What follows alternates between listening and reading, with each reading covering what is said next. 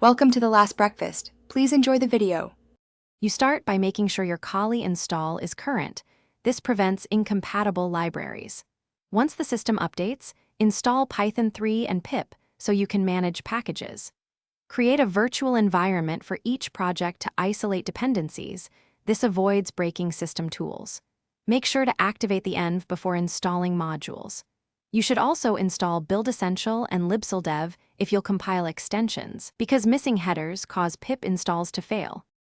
Once your environment is active, structure the project with a clear SRC and tests folder so you can scale it. Install the libraries you need. Use no cache dire if disk space is tight.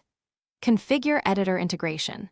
Set interpreter to venv Python in VS Code or PyCharm so linting and debugging use the right runtime.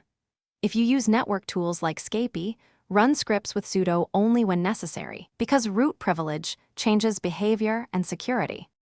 You now execute your code and observe behavior. Run modules with m for correct package paths. Use PDB or an IDE debugger to step through failing lines and add targeted logging to capture state.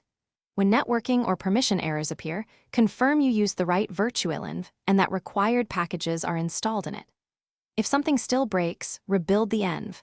Remove venv, create it again, pip install from requirements. One key troubleshooting tip: check file permissions and